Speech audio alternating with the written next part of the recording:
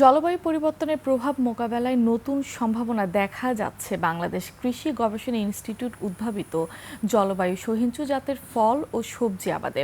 টাঙ্গাইলের ভূঁইয়াপুরে, যমুনার চরাঞ্চলে বাড়ি তরমুজ 1 ও 2, বাড়ি করলা 2 এবং বাড়ি হাইব্রিড শসা 1 আবাদে সফলতা তারই ইঙ্গিত দিচ্ছে।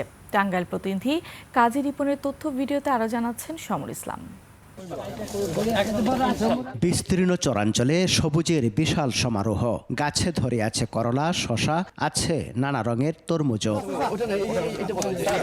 প্রতিকূল আবহাওয়া সহিষ্ণু এসব জাত চরাঞ্চলের বেলেমাটিতেও ভালো ফলন দিচ্ছে। বাড়ি তরমুজ অফ সিজনেও উৎপাদন হওয়ায় বেশি দাম পাচ্ছেন কৃষকরা। জানান, বাড়ি করলা 2 ভাইরাস প্রতিরোধী এবং তীব্র গরমেও হয় ভালো ফলন, আর বাড়ি হাইব্রিড শসা 1 অতিরিক্ত তাপমাত্রা সহ্য করে দ্রুত ফলন দেয়। আমার খরচ 20,000 টাকা, আমি 70,000 প্লাস শসা বিক্রি করে ফেলেছি।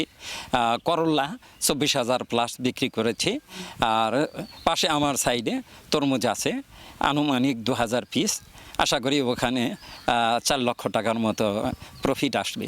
এই সিজনে শসা, তরমুজ যে লাভবান হয়েছে রিপন, তো এটা আশা আছে আমিও করব। এগুলা দেখার জন্য আমরা আসছি, এগুলা দেখে আমরা এর পরবর্তীতে এগুলা চাষ করব। জলবায়ু পরিবর্তন ট্রাস্ট বলছে, সনাতন জাতের তুলনায় এর উৎপাদন 30 থেকে 40% বেশি। রোগবালাই কম হওয়ায় উৎপাদন খরচও কম। কৃষকের উপরই কিন্তু বাংলাদেশের অর্থনীতি মূলত নির্ভর করে।